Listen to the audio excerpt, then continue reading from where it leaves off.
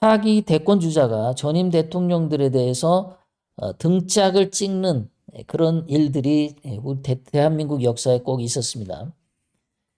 1980년에서 1986년 전두환 대통령이 그 5.18 문제 등등을 해결을 하고 권력을 잡았죠.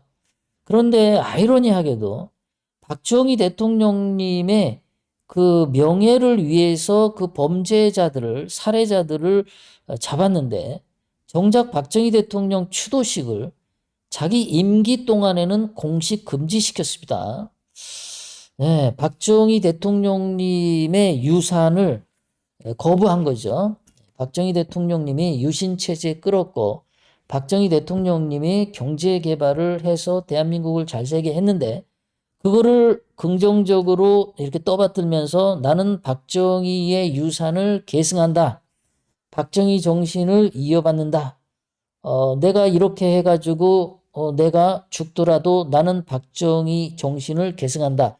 이러고 전두환이가 했었으면 대한민국 보수가 살았겠죠. 엄청 살았겠죠. 그런데 뭐 사람이 완벽할 수 없으니까 전두환 대통령이 잘한 것도 있는데 이 부분에서 박정희 대통령 추도식을 6년간 금지시켰습니다. 공식적으로 못하게 했어요.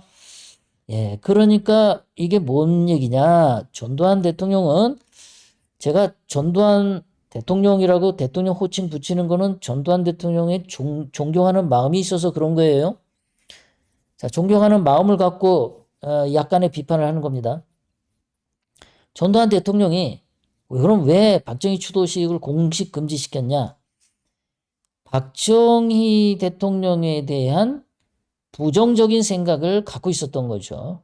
그래서 박정희 유신 체제를 따르던 보수들하고 절연을 한 겁니다. 나는 박정희 그 유신 체제에 있던 세력을 포용하지 않겠어. 이런 겁니다. 박정희 대통령의 보수의 유산을 이어받지 않겠어. 나 전두환은 전두환 나름대로의 보수 대통령으로 업적을 남기겠어. 이렇게 한 겁니다. 네, 그게 이제 보수의 뿌리를 자른 거죠. 어쨌든 박정희 대통령이 보수 대통령이었고 대한민국을 그렇게 잘 살게 한 것에 대해서 전두환 대통령이 늘 옆에서 박정희 대통령을 본 사람이잖아요. 전두환 대통령은 박정희 대통령의 5.16 군사혁명을 인정하고 육군사관학교 생도 일대 그 육군학교 그 생도들을 전부 전교생을 끌고 와서 서울 시내를 그 행진을 했습니다. 육군사관학교 생도들이 5.16 군사혁명을 지지하는 행렬을 인도한 게 지도한 게 전두환이었어요. 그래서 박정희 대통령이 전두환을 이쁘게 봤죠. 그래서 계속해서 전두환 대통령이 청와대에 근무도 많이 하고 박정희 대통령님의 그 사랑을 많이 받고 군대 안에서 출세를 한 거죠.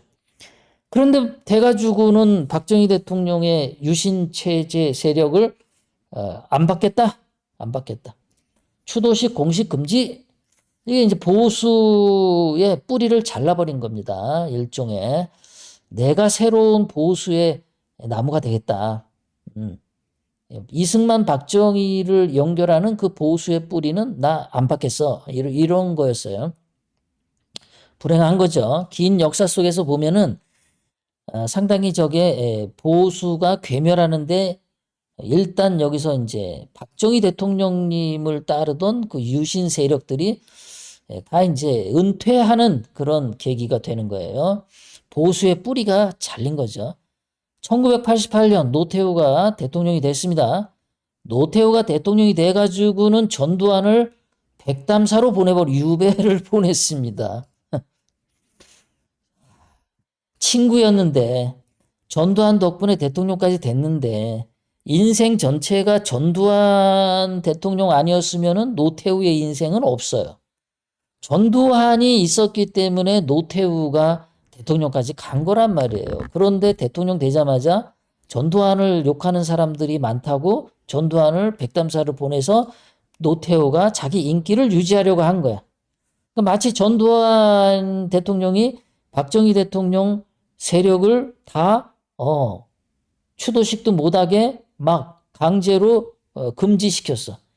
그래서 자기가 나는 새로운 그런 인기를 얻을 거야. 이렇게 한 것 같이 노태우도 전두환을 백담사로 보내서 내 인기는 내가 만들 거야. 이런 거야.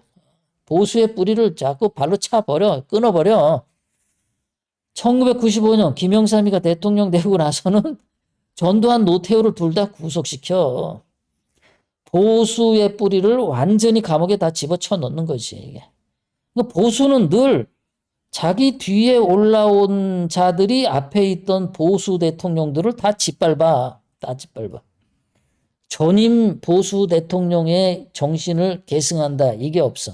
다, 나는 잘났어. 앞에 건 다 죽어. 다 끊어버려. 노태우가 아주 치명적이었죠. 그런 점에서 김영삼이를 끌고 들어와서 1997년 김영삼이는 자기가 있던 정당에서 탈당하게 됩니다. 왜냐하면 그 다음 대통령 후보가 이회창인데 이회창이가 김영삼이 인기가 없었거든요. 지지율이 떨어졌거든요. 김영삼 아들 김현철이가 문제를 많이 일으켰잖아요. 그래서 김영삼 인기가 떨어지니까 그리고 이때 IMF 터지고 막 이랬죠. 그러니까 김영삼 인기가 없죠.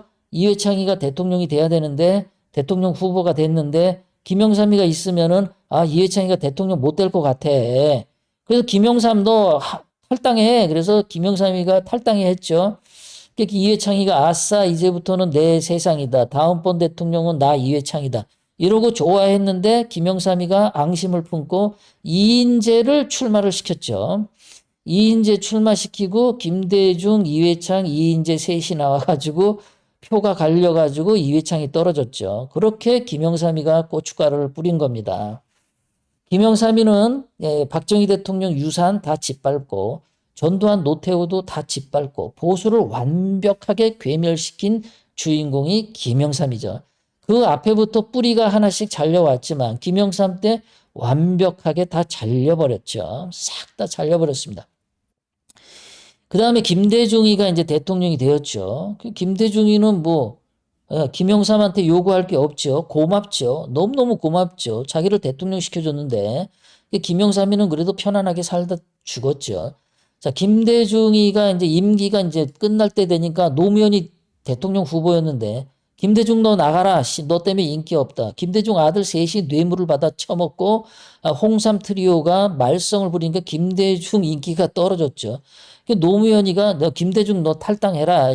그래가지고 탈당했고, 노무현이가 대통령이 되었죠. 노무현이가 또 대통령 말기 되니까는 그 다음 대통령 후보가 정동영이었는데 노무현 너 나가. 너 인기도 없고 지지율도 없고 너 나가. 그래서 민주당 탈당시켰습니다. 노무현이를.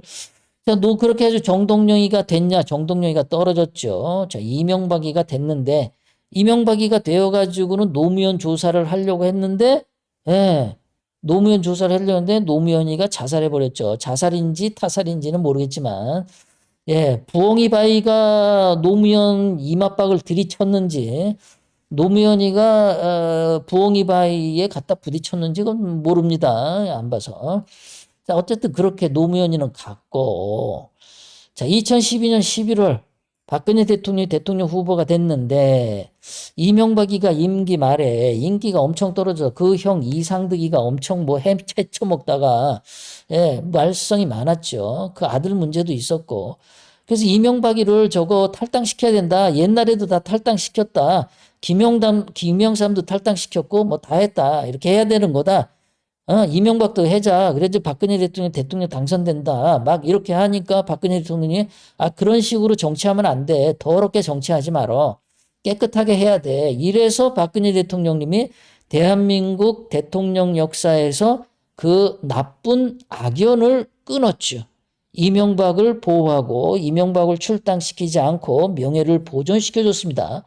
대한민국 역사상 가장 천사 대통령님이 박근혜 대통령님이 자기의 이익에 따라서 이익과 불리함을 따라서 행동을 이렇게 저렇게 하는 게 아니라 원칙대로 사람의 도리대로 이명박을 보호해줬죠. 보호해줬는데 이명박이는 사사건건 박근혜 대통령의 뒤통수를 쳤죠. 사기 탄핵을 주동했죠. 아주 나쁜 인간입니다. 이게 이명박이가 교회 장로라고 하는 거죠. 여기 김영삼도 교회 장로라고 하는 거죠. 박근혜 대통령님 사기 탄핵 주동할 때 국회의원 76%가 교회 다니는 사람들이었고 장로도 많았고, 그리고 박근혜 대통령님 헌법재판소에서 그 탄핵 소추안할 때 헌법재판소 재판관 8명이 있었는데 그중에 절반이 교회 장로였다고 하죠. 대한민국의 교회 장로라고 하는 것들이 사기 탄핵을 주동을 했다라는 거죠. 아주. 도대체 대한민국에 기독교가 왜 필요한지 모르겠습니다. 도대체 하나님의 이름을 팔고 교회 장로가 되었고 교회 다니는 국회의원들이 76%면은 거의 220명이 기독교인 국회의원들인데 사기 탄핵을 했다라는 거. 도대체 기독교 교회 가서 뭘 배웠는지 모르겠습니다. 2017년 10월 홍준표는 박근혜 대통령님을 강제 탈당시켰죠. 아주 잔인한 겁니다. 대부분은 다 그냥 알아서 탈당해 주세요. 알아서 좀 나가주세요. 박근혜 대통령님은 그러면 안 돼. 그리고 보호해 주는데 홍준표는 강제 탈당시켰어. 아주 악질입니다. 홍준표는 굉장히 악질이에요. 인간성이 굉장히 못됐다는 거죠. 이거는. 2021년 11월 23일부터 2024년 11월 4일까지 이때부터 이제 윤석열은 2021년 11월 23일 전두환 대통령이 돌아가셨잖아요. 그런데 이때 윤석열이가 대통령 후보였고 대통령으로 당선이 된 이유죠. 지금 3년 동안 윤석열이는 전두환 대통령 유해를 안장을 지금 방해하고 있습니다. 뭐 의도적인 방해인지 뭔지 모르겠는데 전두환 대통령 유해가 안장을 못하고 있어요. 아니 대통령 자리에 앉았는데 국립현충원에 안장하면 되잖아요. 예? 국립현충원이라도. 경남 합천이 고향이라서 경남 합천을 가려고 그랬더니 거기 합천에 있는 사람들이 반대를 해가지고 땅 한 평 못 내준다 반대해서 고향 땅에도 못 묻히고, 전두환 대통령 원래 그 유언은 북한 땅이 보이는 파주에다 거기다가 해달라 그랬는데 그것도 파주 있는 사람들이 처음에는 땅 팔고 좋다고 허락을 했는데 막상 그날 되니까 누군가가 방해를 했는지 파주 사람들이 여기 하면 안 돼. 그래서 못했죠. 아직까지도 3년 동안 유해가 자택에 있습니다. 이거 윤석열 책임입니다. 이게. 윤석열이가 대통령 자리에 앉아가지고 뭘 했는지 없어요. 뭐가 보수입니까? 윤석열이가. 얘는 보수 아니죠. 자, 그런데 이제 한동훈이가 차기 대통령 후보로 됐는데, 자, 윤석열, 김건희, 사형 선고를 내렸죠. 한동훈이가. 사과해. 죽으라는 얘기입니다. 사과를 맨날 하던 사람은 사과 한 번 하는 거 아무렇지도 않은데, 윤석열이는 사과를 하면은 자기 인생이 끊어진다라고 평소 신념이 그래요. 그런 사람에게 사과를 하면은 그건 내가 죽는 거야 라고 믿는 사람에게 사과해. 죽으라는 얘기죠. 예, 김건희도 마찬가지고 한동훈이가 오늘 정치적 사형 선고를 내렸어요. 대한민국 정치 역사를 이렇게 보면요. 박근혜 대통령님이 얼마나 훌륭하셨는지 다 나오죠. 어떤 인간이 개종자였는지 나오죠. 다 나옵니다. 그 당시에는 국민들 눈을 속일 수 있을 거라고 생각했지 모르지만 뒤에서 지나고 보면은 그놈이 개종자였구나 이렇게 다 나옵니다. 가만히 보면 좌파들 안에서는 별로 없는데 여기 보라색은 좌파들끼리 한 건데 다 하얀색은 보수거든요. 보수들이 전임 대통령 뒤통수 갈기는 거에 아주 특출나 보수 대통령 했던 것들이 보수 괴멸에 늘 앞장섰다. 그래서 지금 보수에 뿌리가 없는 거예요. 보수에 뿌리가 없는 거야. 그냥 다 그렇게 사는 거야.